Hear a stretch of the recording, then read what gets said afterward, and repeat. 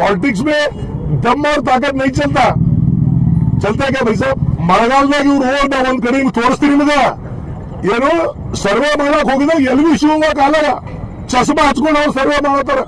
ಇದು ಎಲ್ಲಿಂದ ಬಂತಪ್ಪ? ಏಜ್ ನಂದು, ಟೆಂಟ್ ನಂದು, ಮೈಕ್ ನಂದು, ನೀ ಬರೀ ಖಾಲಿ ಬಾ स्टेज नंबर जो कुछ भी होगा 20 साल में ಏನು ಹೋಗೋದ್ರಿ ಇದೆಲ್ಲ ಉಳಿದಪ್ಪ. ಹಂಗಾಗಿ ಇದೆಲ್ಲ ಏನ್ ನೀ ಬಂದ್ಮೇಲೆ ಯಾರು ಹೊಸದಾಗೆ ಖುಲ್ಜಾ ಸಿಮ್ ಆಯ್ತಾ? ಪೂರ್ವಾಡಳಿತ ಸಚಿವರಾದಂತಹ ಸ್ನೇಹಿತರಾದಂತಹ ರಹೀಂ ಖಾನ್ ರವರು ನಾನು ಬಹಳ ಸಲ ಜೊತೆಯಲ್ಲಿ ದೂರವಾಣಿ ಮೂಲಕ ಮತ್ತು ವೈಯಕ್ತಿಕವಾಗಿ ಭೇಟಿಯಾಗಿದ್ದಾಗ ಕೂಡ ನಾನು ಹೇಳಿದಾಗ ಬಹಳ ಸಂತೋಷದಿಂದ ಅವರು ಹೇಳಿದರು, आने वाले दिनों में हम आपको हुमनाबाद का म्युनिसिपालिटी को हम सीएमसी बनाएंगे बोलकर उन्होंने वादा किए थे। और उसके साथ जब हम बेंगलुरु गए थे सभी हमारे हुमनाबाद म्युनिसिपालिटी के अध्यक्ष, उपाध्यक्ष, सदस्यगण जब आए थे, मैं रहीम खान साहब को एलएचबी में बुलाया था। ये लोगों को मिलाए, हम मिलाकर हम बोले उनको हुमनाबाद का सीएमसी बनाना है। तो उन्होंने बोले थे बिल्कुल हम बनाएंगे साहब, थोड़ा दिन मौका दो, थोड़ा दिन टाइम दो कर। उसके साथ जो विधान परिषद में भीमराव पाटिल जी और चंद्रशेखर पाटिल जी इसके बारे में चर्चा हो गया। चर्चा होने के बाद भीमराव पाटिल ने ये सेशन में उठाने के बाद और रहीम खान साहब भी बहुत हंसते हुए बोले, इसमें जब आप देख सकते हैं नहीं भीमराव पाटिल साहब आप तो पूछ रहे, उसके साथ राजशेखर साहब भी बोले मुझे वो करने की कोशिश में हूं बोलकर ये काउंसिल में उनका स्टेटमेंट है। उसके साथ आज बहुत दिन के हमारे हुमनाबाद के आम आदमी का जो ख्वाहिश था, आज रहीम खान साहब उन्होंने पूरे, अभी मैं हरिकेर पहुंच रहा था, खुद हमारे मंत्री महोदय रहीम खान साहब मुझे फोन लगाए, साहब मुबारक हो आपका हुमनाबाद म्युनिसिपालिटी सीएमसी हो गया बोलकर खुद म्युनिसिपालिटी के मिनिस्टर मुझे फोन लगाकर बधाई दिए। तो मैं बोला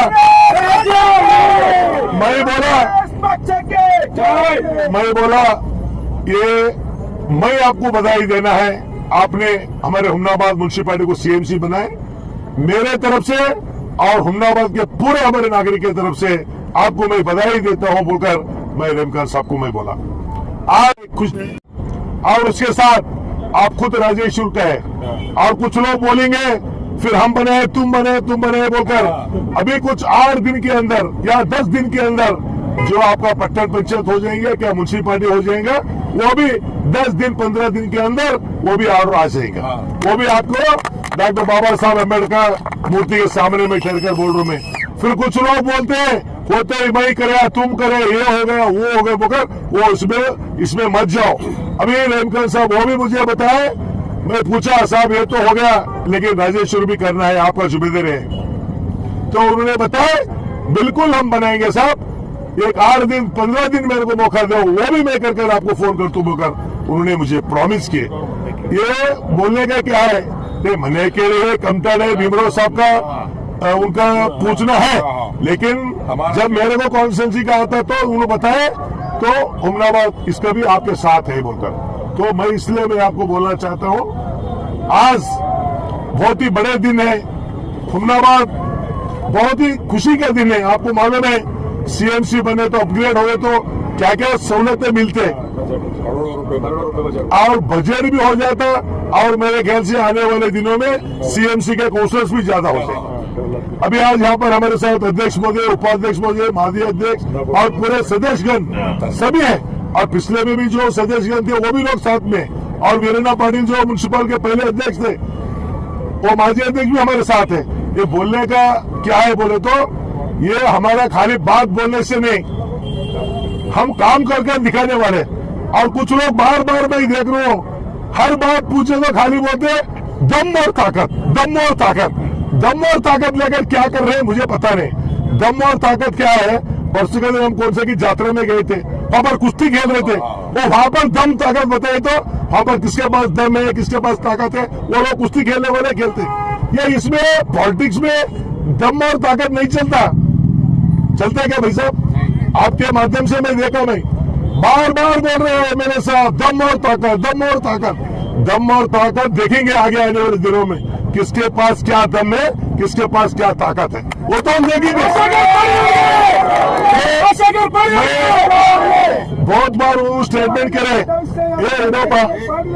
उन्होंने बहुत बार उन्होंने स्टेटमेंट करे, मैं कभी उसके बारे में स्टेटमेंट देने के लिए मैं नहीं गया। जाने दो, कोई चलते रहता होगा। ये परसों के दिन ये जो मंजुनाथ स्वामी का स्ट्राइक लेकर आए, उसमें मंजुनाथ स्वामी के बारे में वहां पर क्या हो गया क्या नहीं, उसके बारे में चर्चा करना था। वो चर्चा छोड़ दिए। क्या बोल रहे हो? डॉक्टर एमएलसी साहब हरिकेरे में ऐसा करे, दुबलगुंडे में ऐसा करे, नंदगांव में ऐसा करे। क्या करे भाई? रियल स्टडी क्या है? आज लोग गुमराह होने वाले नहीं। पिछले में 2023 का चुनाव में लोगों को जो गुमराह किए, अब नहीं बनते लोग बहुत जागृत हो गए। आप होशियार हो जाइए। अब क्या है आपका डेवलपमेंट क्या है? उन्होंने बोल रहे थे डॉक्टर साहब 80 करोड़, अरे भाई तुम्हारे को 60 करोड़ मैक्रो पकड़कर 70 करोड़ से आ रहा क्या? नहीं, डॉक्टर साहब अभी अच्छे नहीं बोले, मैं बोल रहा हूँ सुनो, 60-70 करोड़ रुपए आपको आ रहा पैसा, उतने ही बोले उन्होंने 60-70 करोड़। अभी आज को आपको बोलते भाई निर्मित केंद्र, और मैं केरल का मैं अध्यक्ष था, केरल और निर्मित केंद्र को कई के वास्ते पैसा देते थे। अगर मार्च वगैरह आया, बजट आया तो बाईपास करने के वास्ते मार्च 31 वगैरह आए तो निर्मित केंद्र को और केरल को देने का उससे स्तर था। पिछले में हमारा उद्देश्य निकलो 2008 से राजशेखर पर जब से विधायक बने 2023 तक कितना पैसा हम केरल को दिए, कितना पैसा निर्मित केंद्र को दिए। आज आप देखिए, आप लोग अच्छे नहीं देख रहे, मैं आपको रिक्वेस्ट करता हूं। आज देखिए, परसों के दिन हमारे मारुतिराव मोड़े साहब जो केडीपी मीटिंग में बहुत अच्छा तरीके से प्रस्ताव किए, बसाव कल्याण में 59 करोड़ रुपए निर्मित केंद्र को दिए, हुमनाबाद में एक साल में 29 करोड़ दिए। मैं ये बोलना चाहता हूं, मैं अभी कृष्णा बरेरा साहब के पास पूछने वाला हूं, इतने काम करने के लिए आपके पास स्टाफ है क्या? वहां पर प्रिंसिपल सेक्रेटरी मिस्टर कटेरिया बोलकर है, मैं उनको भी मैं बात करने वाला हूं। इतने करोड़ और औरत का अलग दिए, बीदर साउथ का अलग दिए, इतना काम करने के लिए तुम्हारे पास हैंड्स है क्या? इतना कैपेसिटी है क्या? अभी देखो, अभी आप व्हाट्सएप लोकल मीडिया से आप देख रहे हैं, परसों के दिन घाटमोड़ में 25 लाख रुपए का कल्याण कर्नाटक में एक रोड हो गया। 5 महीना 6 महीने नहीं हो गया, और रोड पूरे निकल कर गए। किसका पैसा भाई? ये बार बार बोलते थे ये सेंट्रल गवर्नमेंट का है, ये स्टेट गवर्नमेंट का है। किसका गवर्नमेंट को भी रहने दो, ये लोगों का है पैसा, ये सब आम नागरिक लोगों का है पैसा। ये जो हम टैक्स भरते हैं, टैक्स के मुखांतर ये पैसा जमा हो गया। मैं बोलना यही चाहता हूँ, आप किसमें ताकत लगाना है, किसमें जोर लगाना है, उसमें लगाओ। और जो डॉक्टर एमएलसी चंद्रशेखर पाटिल जो बताए 100 करोड़ तक तुम्हारे को हर इसमें आज कौन सा योजना में होना है, तो मैं आपको फिर और एक बार प्रेस बुलाकर मैं आपको डिटेल देता हूँ कौन सा इसमें इनको पैसा आया, कल्याण कर्नाटक में किससे आएगा, और बाकी का जो प्रयाग करके हरिपेर में कितना दिए। फिर ये सब ये जो रोड का उद्घाटन करे, शायद आप थे, आपका माध्यम से, सबका माध्यम से जेके न्यूज और निम्ದು ನೋಡಿದೀನಿ, ಏನಾದ್ರು ಶಾಸಕರು ಐಬಿ ಪ್ರವಾಸಿ ಮಂದಿರ ಬಲ್ಲಿ ನಿಂತಿ ನಮ್ಮ ಸರ್ಕಾರ ಬಸವರಾಜ ಬೊಮ್ಮಾಯಿ ಕೊಟ್ಟಿದ್ದ ದುಡ್ಡಿದು ಅಲ್ಲಿ ರಾಜಶೇಖರ್ ಪಾಟೀಲ್ ಹೆಸರು ಪ್ರಸ್ತಾವ ಮಾಡಿಲ್ಲ। ಈಗೆಲ್ಲ ಕೆಲಸ ಮಾಡ್ತಾ ಇದ್ರಲ್ಲ, ಇದು ಯಾರ ದುಡ್ಡು? ಇದು ಯಾರ ದುಡ್ಡು? ನಮ್ಮ ನೆಚ್ಚಿನ ನಾಯಕರಂತ ಮುಖ್ಯಮಂತ್ರಿ ಸಿದ್ದರಾಮಯ್ಯರದು ಸರ್ಕಾರ ದುಡ್ಡು। ಅವ್ರು ಹೇಳ್ತಾ ಇದ್ರು ಆ ರೋಡ್ ಮಾಡಿದವರು ಭಗವಂತ ಖೂಬಾ, ನಮ್ಮ ಎಂಪಿ ಮಾಡಿದ್ರು। ಈ ರೋಡ್ ಯಾರು ಮಾಡಿದ್ರು? ಬಸವರಾಜ ಬೊಮ್ಮಾಯಿ ಕೊಟ್ರು। ಮತ್ ಈಗ ನೀವೆಲ್ಲ ಮಾಡ್ತಿರಲ್ಲಪ್ಪ, ಯಾರ ದುಡ್ಡಿದೆ ಅದು? ಈಗೆಲ್ಲ ಮಾಡೋದು ಯಾರ ದುಡ್ಡಿದೆ? ಕೇಳಿದ್ರ ನೀವು? ಯಾರ ದುಡ್ಡಿದೆ? ಸಿದ್ದರಾಮಯ್ಯ ನುಡದಂತೆ ನಡೆ 2023 ಚುನಾವಣೆಯಲ್ಲಿ 5,000 ಕೋಟಿ ರೂಪಾಯಿ ಏನು ಘೋಷಣೆ ಮಾಡಿದ್ರು, ಆ ದುಡ್ಡು ಬರ್ತಾ ಇದೆ ಅಂತ ನಿಮಗೆ 70 ಕೋಟಿ 80 ಕೋಟಿ ಬರ್ತಾ ಇದೆ। ಅದು ಹೇಳ್ಬೇಕಾರೆ ನೀವು ಮತ್ತೆ ಈಗಲೂ ಹೇಳ್ರಿ, ನೀವು ಈಗಲೂ ಹೇಳ್ಬೇಕಾದ್ರೆ ಶಾಸಕರು ಆಯ್ತಪ್ಪ, ಈ ಶಾಸಕರಾಗಿ 2.5 ವರ್ಷ ಆಯ್ತು, ನಮ್ಮವ್ರು ಯಾರೋ ಹೇಳಿದಾರೆ ಪಾಪ ಹನಿಮೂನ್ ಪೀರಿಯಡ್ ಮುಗಿದದ ಅಂತ ಹೇಳಿ। ಏನಾಗ್ತಾ ಇದೆ ಹೇಳ್ರಿ ನೀವು? ಮತ್ತೊಮ್ಮೆ ನಿನ್ನೆ ನಾನು ಕೇಳಿದ ಪೊಲೀಸ್ ಅಧಿಕಾರಿಗಳು ಕೂಡ ಹೇಳಕ್ ಇಚ್ಛೆ ಪಡ್ತೀನಿ, ನಮ್ ಯಾರೋ ಒಬ್ರಿಗೆ ಕಾರ್ಯಕರ್ತರಿಗೆ ಫೋನ್ ಮಾಡಿ ನಿನ್ನ ಅವ್ರು ಹೇಳ್ತಾ ಇದ್ರಿ ಅಂತ ಎಲ್ಲ ನಿಮ್ ಚಂದ್ರಶೇಖರ್ ಪಾಟೀಲ್ ಹಂಗ್ ಮಾತಾಡ್ತಾ ಇದಾರೆ, ಹಿಂಗ್ ಮಾತಾಡ್ತಾ ಇದಾರ, ತಾಕತ್ತಿತ್ತು ಅಂದ್ರೆ ಎದುರು ಬರ್ಲಿ, ಎದುರು ಬರೋ ಹಿಂದೆ ಮಾತಾಡಲ್ಲ। ನಿನಗೆ ಮಾತಾಡ್ಬೇಕಾದ್ರೆ ಡೈರೆಕ್ಟ್ ನಮಗೆ ಮಾತಾಡಿ, ಚಂದ್ರಶೇಖರ್ ಪಾಟೀಲ್ ಬಲ್ಲಿ ಏನ್ ತಾಕತ್ತದ, ನಿಮ್ಮಲ್ಲಿ ಏನ್ ತಾಕತ್ತದ, ಯಾರ ಬಲ್ಲಿ ಏನ್ ತಾಕತ್ತದ, ಎದುರ ಮುಂದೆ ಆಗ್ಲಿ, ಪಾಪ ಬೇರೆ ಕಾರ್ಯಕರ್ತರಿಗೆ ನೀವು ಹಾಗೆ ಮಾತಾಡೋದು ಹಿಂಗ್ ಮಾತಾಡೋದಲ್ಲ ಮರಕ್ ಬಡೋದು ಬೆಕ್ಕಿಗೆ ಅನ್ಸೋದು ಬೇಡ. ಇವತ್ತು ನಾನು ನಿಮಗೆ ಇಷ್ಟ ಹೇಳಕ್ ಬಿಡ್ತೀನಿ, ದಯಮಾಡಿ ತಾವು ಶಾಸಕರಾಗಿದ್ರಿ, ಒಳ್ಳೆ ಕೆಲಸಗಳು ಮಾಡ್ರಿ, ಜನರು ಸೇವೆ ಮಾಡ್ತಕ್ಕಂಥ ಹಳ್ಳಿ ಪಳ್ಳಿಗಳು ಇವತ್ತು ಏನಾಗಿದೆ, ಸುಮ್ಮನೆ 2-3 ಕಡೆ ಹೋಗಿ ನೋಡಿ ಬಂದ್ರು, ಏನೈತಪ್ಪ ಬೆಂಗಳೂರು ಶಾಸಕರಿಗೆ ಈಗ ಏನ್ ಕೇಳ್ರಿ, ಅವ್ರನ್ನ ನೋಡಿದ ನಾವ್ ಹಿಂದಿ ಕೇಳಿ ಚಸ್ಮಾ ಹಚ್ಕೊಂಡು ಹೋದ್ರೆ ರಾಷ್ಟ್ರಗಳ ಈಗ ಅವರು ಎಲ್ಲಿ ಇಶ್ಯೂ ಹಾಕೋತಾರ. ಮಳೆಗಾಲದಾಗ ಇವ್ರು ಹೋದ ಒಂದ್ ಕಡೆ ಹಿಂಗ್ ತೋರಿಸ್ತೀನಿ ನಿಮ್ಗ, ಏನು ಸರ್ವೆ ಮಾಡಕ್ ಹೋಗಿದಾಗ ಎಲ್ಲಿ ಇಶ್ಯೂ ಹೋಗಕ್ ಆಗಲ್ಲ, ಚಸ್ಮಾ ಹಚ್ಕೊಂಡು ಅವ್ರು ಸರ್ವೆ ಮಾಡತ್ತಾರ. ಇದು ಎಲ್ಲಿಂದ ಬಂತಪ್ಪ, ಎಲ್ಲಿ ಬಂತ್ರಿ ಶಾಸಕರೇ, ನಮಗ್ ಗೊತ್ತಿಲ್ಲ. ಇವ್ರದೆಲ್ಲ ನಡೆ ನುಡಿ ಆಚಾರ ವಿಚಾರ ಇದೆಲ್ಲ ಹುಮ್ನಾಬಾದ್ ಜನರಿಗೆ ಕೊಡೋದ, ನಿಮಗೂ ಎಲ್ಲ ಕೊಡೋದ. ಪಾಪ ನೀವು ಇಷ್ಟೇ ಎಂಟರ್ಟೈನ್ಮೆಂಟ್ ನೋಡಬೇಕು ಅಂತ ನೀವು ಮಾಡ್ತಾ ಇದ್ರ ಅಷ್ಟೇ. आप लोगों को मालूम नहीं ಬೋಕರ್ನಿ, ನಮ್ ಹಿಂದೆ ಹೋಗಾರ್ ನಿಂತಾರ, ಹೋಗಾರಿಗೆ ಏನ್ ಕೊನೆ ಇಲ್ಲಪ್ಪ. ಹುಮ್ನಾಬಾದ್ ಕತಿ ಏನ್ ಕೊನೆ ಇಲ್ಲ, ಯಾರು ಎಲ್ಲಿದ್ರು, ಯಾರು ಎಲ್ಲಿ ಬಂದ್ರು, ಯಾರು ಎಲ್ಲಿ ಹೋದ್ರು, ಯಾರು ಎಲ್ಲಿ ಇರ್ತರು. ಈಗ ಇನ್ನೊಂದು ನಿಮ್ಗೆ ಹೇಳ್ತೀನಿ, ಸಗಮೇ ಚಿದ್ರಿ ಅಷ್ಟೊಂದು ಹೇಳಿದ್ರು, ಏನಾದ್ರು ಸುಳ್ಳು ಇದೆ ಅದ್ರಾಗ. ನಿಮ್ಗೆ ಮತ್ತೊಂದು ಹೇಳ್ತೀನಿ, ಇನ್ನೊಂದು ಅಧಿಕಾರಿಗಳ ದಬ್ಬಾಳಿಕೆ, ಯಾವ ಅಧಿಕಾರಿ ಹೋದ್ರು ದಬ್ಬಾಳಿಕೆ. ಮೊನ್ನೆ ನಾನು ಒಂದು ವಿಡಿಯೋ ನಿಮ್ಗೆ ತೋರಿಸ್ತೀನಿ, ಒಬ್ಬ ಡೆಪ್ಟಿ ಸೂಪರಿಂಟೆಂಡೆಂಟ್ ಆಫ್ ಪೊಲೀಸ್ ಯಾರಿಗೆ ನಾವಂತ ಹುಮ್ನಾಬಾದ್ದಲ್ಲಿ ಅವ್ರಿಗೆ ಏನ್ ಹೇಳ್ತಾರ, ಇವ್ರು ಬೀದರ್ನಲ್ಲಿ ಪ್ರೆಸ್ ಕರೆದಿ, ಒಂದ್ ನಾಲಾಯಕನ DSP ಯಾರೋ ನಾಲಾಯಕನ ಏನ್ರಿ ಅದು ಮಾತಾಡೋದು. ನಮ್ಮ ಅವಧಿಯಲ್ಲಿ ಹಿಂದಿಗೆ ಯಾರೇ ಅಧಿಕಾರಿ ಹೋದ್ರು ಕೂಡ ಯಾರು ಪರವಾಗಿರ್ಲಿ ಯಾರು ವಿರುದ್ಧಿರ್ಲಿ, ನಾವೆಂದು ಅಲ್ಲೂ ಪಾರ್ಲಿಮೆಂಟ್ರಿ ಓಡಿಸಿದ್ದು. ಇವತ್ತು ಅವ್ರು ಯಾರೋ ಮತ್ತೆ ತಹಸೀಲ್ದಾರ್ ಹೇಳ್ತಾ ಇದ್ರು, ಆ ಫ್ಲಾಗ್ ಹೋಸ್ಟಿಂಗ್ ಮೊದಲೇನೋ MLC ಅವ್ರ ಮನೆಗೆ ಕೊಟ್ಟ ಹೋಗ್ಯಾರ ಅಂತ ಯಾರೋ ಕೊಡೋ, ನೀ ಅಲ್ಲೇ ಹೋಗಿ ಪೈಲ ನಮಗ್ ಕೊಡ್ಬೇಕು. ನನ್ಗೆ ಏನ್ ಅರ್ಥ ಇಲ್ಲ ತಮ್ದೇರ್ ಮಾತಾಡೋದು. ಅರೆ ಅವರು ವಿಧಾನ ಪರಿಷತ್ ಸದಸ್ಯರು ಅಪ್ಪರ್ ಹೌಸ್ ಲೋವರ್ ಹೌಸ್ ಇವೆಲ್ಲ ಚಿಲ್ಲಕ್ ಮಾತುಗಳು ನಾವು ಹೇಳ್ಬಾರ್ದು. ಇವೆಲ್ಲ ಇದು ನಡೆಯೋದಿಲ್ಲ. ये काम चलने वाले नहीं, ये एक दिन रुक जाएगा. लोग देख रहे, लोग आज का हालत के ऊपर बहुत ये हो रहा. लेकिन मैं यही बोलना चाहता हूँ आपके माध्यम से, आप भी सोचिए. अब इतना उन लोग जाकर है, MLC साहब भी जाकर है. मैं बोलता हूँ उसके बाद हो गया क्या, ये नहीं ನನಗೆ ಹೇಳಿ, ಏನ್ ನಮ್ ಡಿಸ್ಟ್ರಿಕ್ಟ್ ಉಸ್ತುವಾರಿ ಸಚಿವರು ಬಂದ್ರ, ಈಗ ನೀವು ಕೆಮಿಕಲ್ ಬಾರ್ ಹೇಳ್ತಾ ಇದಾರೆ, ಇವ್ರು ಹೇಳ್ತಾರೆ ಅವ್ರು ಹೇಳ್ತಾರೆ, ನಾನು ಶಾಂತ ಆಗಿದ್ದೀನಿ.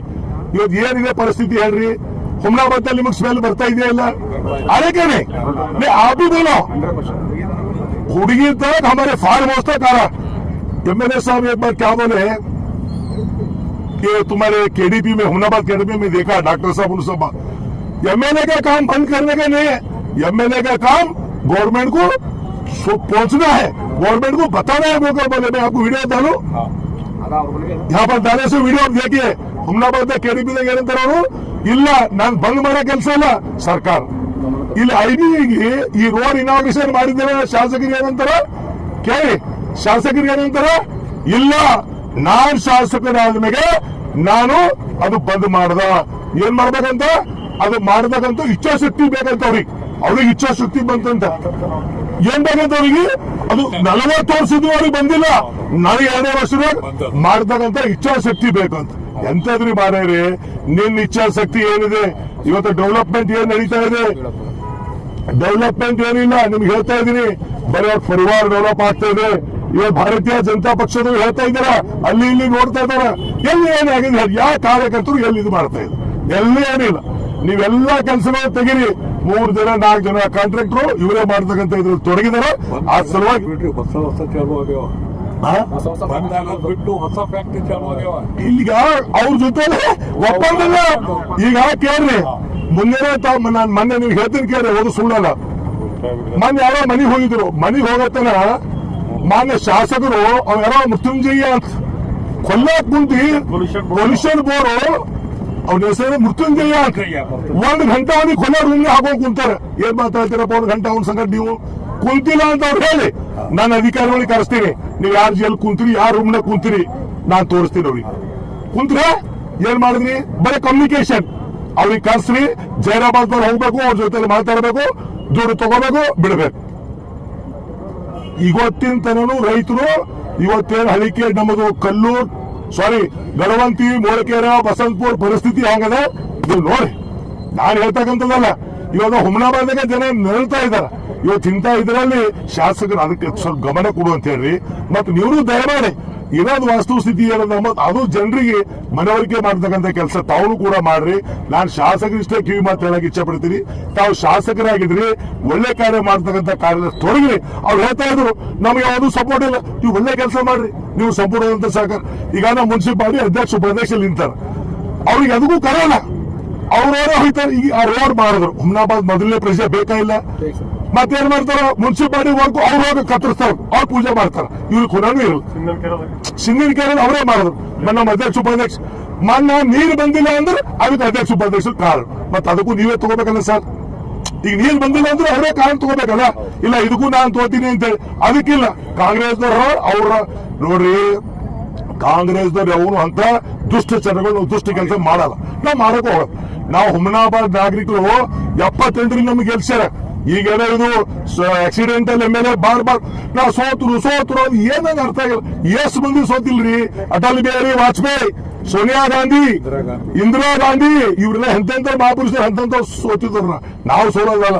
ಇದಕ್ಕೆ ಏನೇನ ಆ ಮನ್ ತಮಿಳ್ನಾಡು ಲಾಟ್ರಿ ಎತ್ತದ್ರಿ, ದುಬೈದಾಗ ಲಾಟ್ರಿ ತಗೊಂಡ್ಬಂದು ಒಮ್ಮೆ 100 crore ಲಾಟ್ರಿ ಎತ್ತದ್ರಿ. ಇದೆಲ್ಲಿ ಅವ್ರಿಗೆ ಔಷಧ ಹಾಂಗ್ ಆಗದಿಲ್ಲ.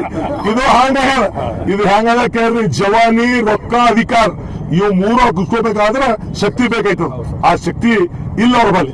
ಅದಕ್ಕೆ ನಾನು ಎಷ್ಟು ಹೇಳಿದ್ರು ಕೂಡ ಇವತ್ತಿನ ದಿವಸದಲ್ಲಿ ನಾನು ವಿಶೇಷವಾಗಿ ಉಸ್ತುವಾರಿ ಸಚಿವರು ಈಶ್ವರ್ ಖಂಡ್ರೆ ಕೂಡ ನಾನು ಅಭಿನಂದನೆ ಸಲ್ಲಿಸ್ತೀನಿ. ಅದರ ಜೊತೆಯಲ್ಲಿ ನಮ್ಮ ರಹೀಂ ಖಾನ್ ಅವರು ಏನು ಮಾಡಿದಾರ ಹುಮ್ನಾಬಾದ್ ಮಹಾಜನತೆ ಪರವಾಗಿ ಇನ್ನೊಂದ್ಸಲ ಅವ್ರಿಗೆ ಕೋಟಿ ನಾನು ಅಭಿನಂದನೆ ಸಲ್ಲಿಸ್ತೀನಿ. ನಾನು ಒಂದೇ ಲಾಸ್ಟ್ ಒಂದು ಹೇಳಕ್ ಇಚ್ಛೆ ಪಡ್ತೀನಿ. ನಮ್ದೆಲ್ಲ ಅಧ್ಯಕ್ಷರುಗಳು, ನಮ್ಮ ಗ್ರಾಮೀಣ ಭಾಗದ ಅಧ್ಯಕ್ಷರು ಇವರು ಅವರೇ ಇನ್ನೂ ಸ್ಟೇಟ್ಮೆಂಟ್ ಮಾಡ್ಯಾರ. ಅವ್ರಿಗೆ ಯಾರೋ ಒಬ್ಬ ಪಾಪ ಅಧ್ಯಕ್ಷ ಹೇಳೇನಂತ ಇಲ್ಲ, ನಾವು ಓಪನ್ ಸ್ಟೇಟ್ಮೆಂಟ್ ನಾವು ಪೇಮೆಂಟ್ ಮಾಡಕ್ ತಯಾರಂತ ನಾನು ನನ್ನ ಮುಖಾಂತರ ಹೇಳಕ್ ಇಚ್ಛೆ ಪಡ್ತೀನಿ. ಶಾಸಕರೇ, ನೀವು ನಾಳೆ ಕರೀರಿ, ನಾಳೆ ಕರೀರಿ, 2 ದಿನ ಬಿಟ್ಟು ಕರೀರಿ. ಅವ್ರು ನಮ್ದು ಯಾರೋ ಮಾತಾಡೋರು ಹೇಳಿದ್ರು ಸ್ಟೇಜ್ ನಿಮ್ಮದು, ಟೆಂಟ್ ನಿಮ್ಮದು. ಸ್ಟೇಜ್ ನಂದು, ಟೆಂಟ್ ನಂದು, ಮೈಕ್ ನಂದು. ನೀವು ಬರೀ ಖಾಲಿ ಬಾ. ಸ್ಟೇಜ್ ನಮ್ಮನ್ನ ನಮ್ದು ಇವ ಅಧ್ಯಕ್ಷ ಮಾತಾಡೋ ಬರೀ ಹೇಳ್ತೀವಿ ನಾವು. ನಮ್ಮ ಗ್ರಾಮೀಣ ಭಾಗದ ಅಧ್ಯಕ್ಷ ಶಾಸಕರ ಸ್ಟೇಜ್ ನಿಮ್ಮದು, ಮೈಕ್ ನಿಮ್ಮದು, ಜಾಗ ನಿಮ್ಮದು. ನಮ್ ಸಾಬೂರ್ ಬರ್ತಾರ, ನಮ್ ಸಾಬೂರ್ ಹಂಗ್ ಬರಲ್ಲ. ಸ್ಟೇಜ್ ನಂದು, ಮೈಕ್ ನಂದು, ಜಾಗ ನಂದು. ನೀ ಖಾಲಿ ಬಾ. ಏನೇನ್ ಡೆಬಿಟ್ ಮಾಡೋ ಬಹಳ ಒಳ್ಳೆ ರೀತಿಯಲ್ಲಿ ಮಾಡೋ. ನಿಮ್ಮ ಕಾರ್ಯಕರ್ತರು ನೀವು ಕರ್ಕೊಂಡ್ ಬರ್ರಿ, ನಮ್ಮ ಕಾರ್ಯಕರ್ತರು ನಾವು ಕರ್ಕೊಂಡು ಒಳ್ಳೆ, ಎಲ್ಲಿ ಏನು ಗಲಾಟೆ ಜಗಳ ಅದೇನು ಬೇಡ. ನಾವು ಒಳ್ಳೆ ರೀತಿಯಿಂದ ಡೆಬಿಟ್ ಮಾಡ. ನನಗೂ ಏನ್ ಹೇಳ್ತಾರ ಅವರು, ಕುಚ್ भी होगा 20 साल में ಏನು ಹೋಗೋದ್ರಿ, ಇದೆಲ್ಲ ಹೋಗೋದಪ್ಪ. ಹಂಗಾಗಿ ಇದೆಲ್ಲ ಏನ್ ನೀವ್ ಬಂದ್ಮೇಲೆ ಯಾರು ಹೊಸದಾಗೆ ಕುಲ್ಜಾ ಸಿಮ್ ಆಯ್ತಾ? ನೋಡ್ರಿ ಹುಮನಾಬಾದ್ ಪರಿಸ್ಥಿತಿ ಏನದ, ಏನ್ ಆಗತ್ತದ. ಹಳ್ಳಿಗಳು ಬರ್ರಿ, ಜನ ಯಾವ ರೀತಿ ಶಾಪ ಹಾಕ್ತಾ ಇದಾರೆ ಎಂಬುದು ಅದಕ್ಕೆ ದಯಮಾಡಿ ಇವತ್ತು ನೀವು ಕೂಡ ನೋಡ್ಕೊಡ್ರಿ ಅಂತ ನಾನು ಹೇಳಿ ನಾನು 4 ಮಾತು ಮುಗಿಸ್ತೀನಿ. ಜೈ ಹಿಂದ್, ಜೈ ಕರ್ನಾಟಕ, ಜೈ ಕಾಂಗ್ರೆಸ್.